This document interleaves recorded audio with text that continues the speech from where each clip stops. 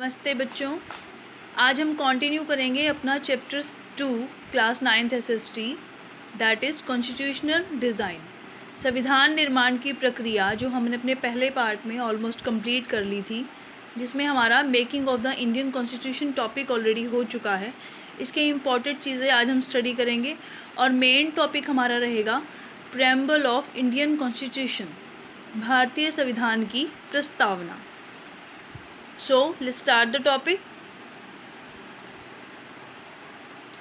Making of the Indian constitution. इस process में हमने पढ़ा था बेटा कॉन्स्टिट्यूंट असेंबली, संविधान सभा में हमारे कौन कौन से मेंबर्स थे।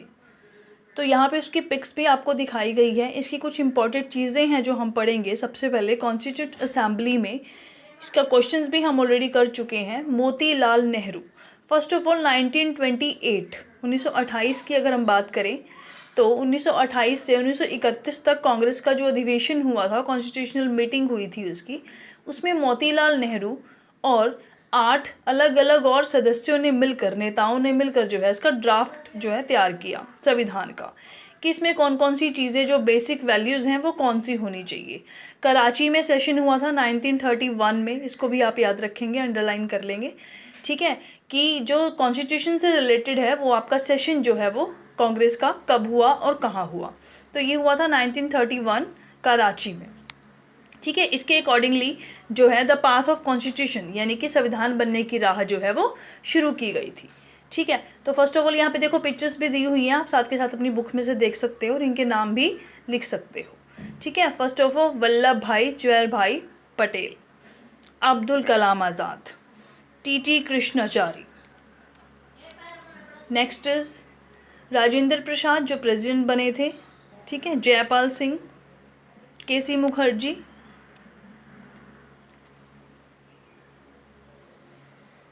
दुर्गाबाई देशमुख, बलदेव सिंह जी जो हरियाणा से थे, ठीक है। ये सारे मेंबर्स आपको याद रखने हैं और इन्होंने अपनी अपनी कौन कौन सी विचारधारा इसमें डाली, ये भी इस पैराग्राफ्स में सारा लाइन टू लाइन आपको रीड करना है। ऑलरेडी हम इसके लिए वीडियो आप ऑलरेडी देख चुके हो।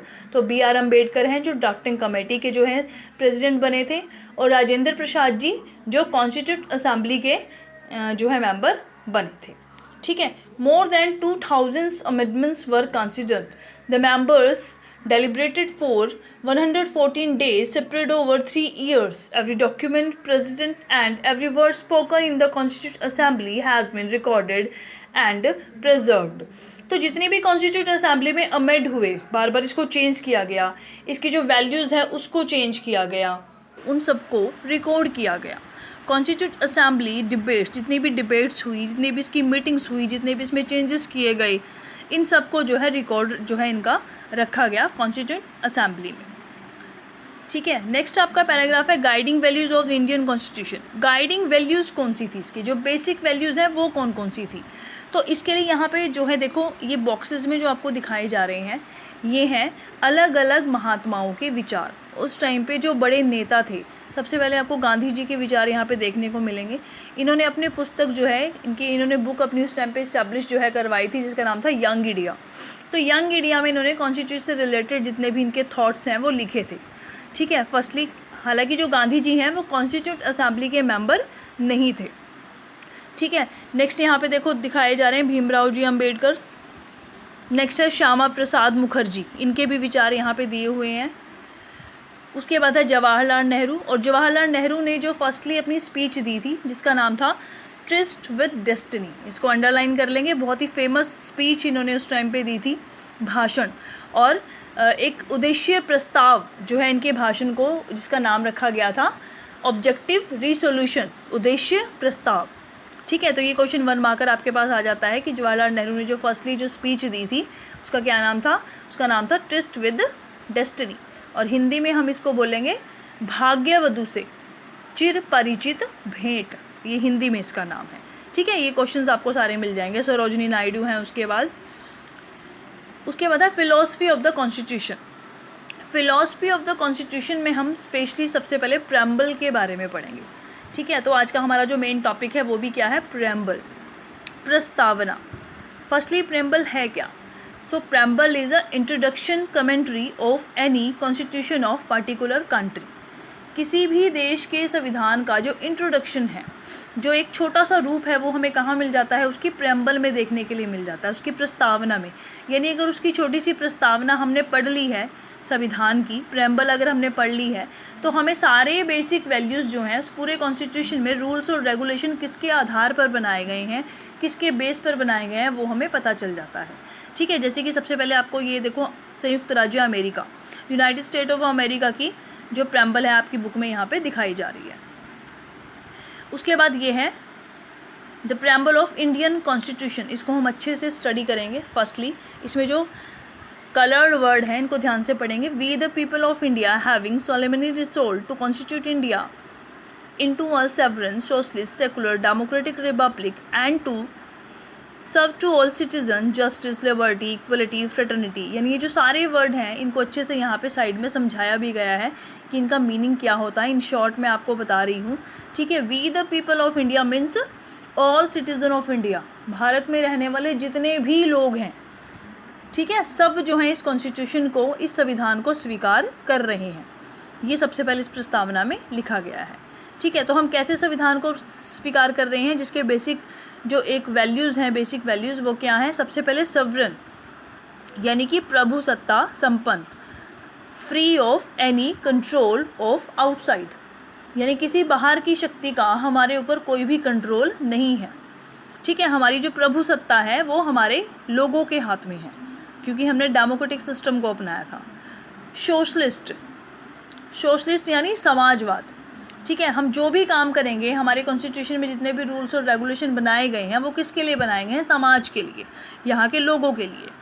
सेकुलर, डेमोक्रेटिक रिपब्लिक, ठीक है, लोकतांत्रिक गणराज्य। और सेकुलर क्या होगा भाई? ये होगा धर्मनिरपेक्ष। ठीक है, यानी हमारी जो गवर्नमेंट है, हमारा जो कॉन्स्टिट्यूशन में स्पेशल, उसमें किसी भी धर्म को जो है मान्यता नहीं दी जाएगी, किसी रिलीजन को स्पेशलिस्टी नहीं दी जाएगी। जैसे फॉर एग्जांपल हम पाकिस्तान की बात करें तो वहाँ मुस्लिम रिलीजन को ही, इस्लाम रिलीजन को ही जो है सबसे ज़्यादा इम्पोर्टेंस दी जाती है।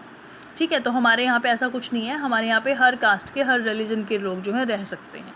ये साइड में जो यहाँ पे बॉक्सेस बने हुए हैं, हर वर्ड को बड़े अच्छे से डिफाइन किया हुआ है। इनको भी आप अच्छे से जो है लाइन टू लाइन पढ़ेंगे। नेक्स्ट है भाई जस्टिस, यानी अभी क्या वादा करता है हमारा जो संविधान है, ये हमसे क्या प्रॉमिस कर रहा है कि हमारे सारे लोगों को सबसे पहले क्या मिलेगा? न्याय मिलेगा, जस्टिस मिलेगा। कैसा? सोशल, इकोनॉमिक एंड पॉलिटिकल, सामाजिक, आर्थिक और राजनीतिक, हर तरह का न्याय जो है हमारे यहाँ के लोगों को मिलेगा, जिसके लिए हमारे संविधान जो है वचनबद्ध है। हमारे कॉन्स्टिट्यूशन में इसके लिए स्पेशली सारे रूल्स और रेगुलेशन बने हुए हैं ताकि जस्टिस जो है प्रोवाइड हो सके सभी सिटीजन्स को। Secondly liberty, liberty means freedom. ठीक है, स्वतंत्रता। हमारे यहाँ के लोगों को, क्योंकि हमने लोकतांत्रिक एक सिस्टम को अपनाया है, लोकतांत्रिक प्रणाली को हमने अपने भारत में अपनाया है, तो सभी लोगों को स्वतंत्रता यानी कि मौलिक अधिकार, फंडामेंटल राइट जो दिए गए हैं, उसमें भी सबसे पहले स्वतंत्रता को ही रखा गया है, लिबर्टी को रखा गया है। कौन कौन सी स्वतंत्रता मिलेगी? Liberty of thought, expressions, belief, faith and worship. ठीक है, सोचने की स्वतंत्रता, अपने विचारों को व्यक्त करने की स्वतंत्रता, कोई भी धर्म मानने की, किसी भी धर्म में विश्वास करने की, किसी भी तरह की पूजा पद्धति को अपनाने की, ये सारी स्वतंत्रताएं हमें हमारे संविधान ने दी हैं। Equality of stage and opportunity at all the promote among them all. ठीक है, इक्वलिटी, समानता मिलेगी सबको, यानी कि सबको जो है समान अवसर दिए जाएंगे ताकि वो अपने आप को जो है डेवलप कर सके, अपना विकास कर सके। नेक्स्ट है fraternity. Fraternity means that we are the member of one family. ठीक है, हिंदी में हम इसे कहेंगे भाईचारा। हम सभी एक ही परिवार के लोगों की तरह मिलकर सभी एक देश के लोग जो है वो रहेंगे। ठीक है, तो ये है बेसिक वैल्यूज़। तो बेसिक वैल्यूज़ होती क्या हैं? क्या होते हैं? मौलिक मूल्य। मौलिक मूल्य ऐसे होते हैं जिनको हम चेंज नहीं कर सकते। ठीक है, अमेंडमेंट तो कर सकते हैं, हमारे संविधान में अमेंडमेंट होते भी हैं, चेंजेस होते भी हैं, day by day according to time उसमें चेंजेस होते रहते हैं। बहुत सारे अमेंडमेंट हो भी चुके हैं, बट जो इसके बेसिक जो वैल्यूज़ हैं, जो इसकी आधारभूत मूल्य हैं, उनको चेंज नहीं किया जा सकता। फॉर एग्जाम्पल, हमारे देश में कभी भी डेमोक्रेटिक सिस्टम को ख़त्म नहीं किया जा सकता, ठीक है। कभी भी ऐसा नहीं होगा कि न्याय देना बंद कर देंगे, लोगों की स्वतंत्रता खतरे में पड़ जाएगी या समानता नहीं होगी, ठीक है। तो ये चीज़ें हैं जो बेसिक वैल्यूज़ होती हैं। तो हमारे प्रेम्बल में स्पेशली जो सबसे इम्पॉर्टेंट है वो है basic values of the constitution, संविधान के मौलिक मूल्य, जिसको किसी भी अमेंडमेंट के ज़रिए, किसी भी बदलाव के ज़रिए जो है चेंज नहीं किया जा सकता। नेक्स्ट इज इंस्टीट्यूशनल डिज़ाइन, ठीक है। सेकेंडली जो इशू था, जो भी आपने कहा था कि समझ नहीं आ रहा है आपको, वो है इंस्टीट्यूशनल डिज़ाइन, यानी संस्थागत निर्माण। हमारी संस्था का जो ये निर्माण हुआ है, यानी हमारे संविधान का जो निर्माण हुआ है, उसे जिस संस्था ने मिलकर बनाया है, जिसे हम कॉन्स्टिट्यूट असेंबली कहते हैं, संविधान सभा कहते हैं, जिसके लिए इलेक्शंस भी हुए थे। और मैंने आपको पहले भी अपनी पहली वीडियो में हमने ऑलरेडी ये सारा डिस्कस कर लिया है कि संविधान सभा जब बनाई गई थी, कॉन्स्टिट्यूट असेंबली जब बनाई गई थी, तो उसके जो इलेक्टेड मेंबर थे वो लगभग सभी कम्युनिटीज़, सभी रिलीजन्स, सभी जो है डिपार्ट्स, जितने भी पार्ट्स हैं हमारी कंट्री में, सभी को ये फॉलो करते हैं। Supriya, a constitution is not merely a statement of value and philosophy as we noted above. A constitution is mainly about embodying these values into institutional arrangements. Much of the document called Constitution of India is about these arrangements. यानी कि संविधान जो हमारा अभी बनकर तैयार हो गया था, वो उसकी जो फिलॉसफी है, उसकी जो वैल्यूज़ है, यानी उसके जो मूल्य हैं, सिर्फ उन्हीं पर वो निर्धारित नहीं है। यानी एक जो लिखा हुआ दस्तावेज है, बस वही संविधान नहीं है। संविधान एक जीवंत दस्तावेज है, ठीक है, एक लिविंग डॉक्यूमेंट्स है, उसमें चेंजेस भी किए जा सकते हैं। और जितने भी अरेंजमेंट्स हुए हैं इसको करने के लिए, हमारे कॉन्स्टिट्यूट असेंबली ने जितने सारे अरेंजमेंट किए हैं, वो सभी इसको जीवंत रखते हैं, इसको एक लिविंग डॉक्यूमेंट बनाते हैं। It is a very long and detailed document, therefore it needed to be amended quite regularly to keep it updated, ठीक है। तो इसको बदलना भी ज़रूरी है। बहुत ही लंबा संविधान है हमारे देश का, सबसे बड़ा संविधान है, ठीक है। विस्तार पूर्वक इसको लिखा गया है, बड़ी ही आराम से इसको बनाया गया है। तो इसमें चेंजेस भी रिक्वायर हैं, यानी टाइम के अकॉर्डिंग इसमें जो है बदलाव भी किए जा सकते हैं। Those who crafted the Indian constitution felt that it has to be a accordance with people's aspirations and change in society.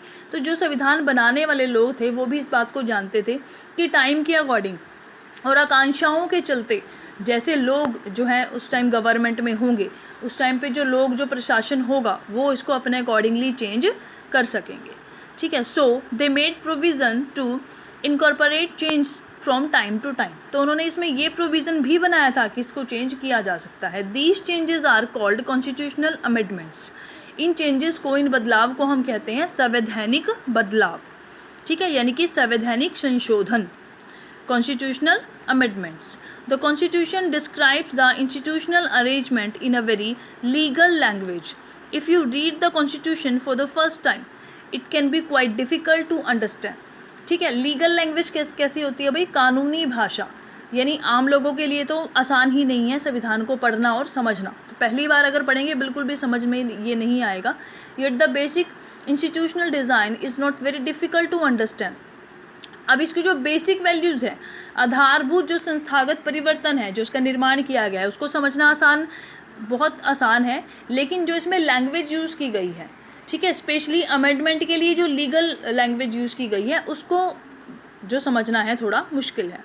The Indian constitution lays down a procedure for choosing persons to govern the country. हमारे constitution के according, हमारे संविधान में वो प्रक्रिया लिखी गई है कि लोग अपने ऊपर शासन करने वाले लोगों को खुद चुनेंगे, यानी हमें अपनी सरकार बनाने का अधिकार खुद है, ठीक है। डेमोक्रेसी है हमारे देश में, लोकतंत्रात्मक शासन है यहाँ पर। It defines who will have how much power to take which decision and it puts limits to what the government can do by providing some rights to the citizen that can not be violated. हमारे संविधान में, constitution में कुछ limits भी लगाई गई हैं, यानी ऐसा नहीं हो सकता कि गवर्नमेंट, जो भी गवर्नमेंट आएगी वो अपने हिसाब से कॉन्स्टिट्यूशन को चेंज कर देगी, संविधान को बदलाव जो है दे देगी, नहीं, उसमें कुछ लिमिट्स भी हैं, ठीक है, कुछ रूल्स हैं इसमें चेंजेस करने के।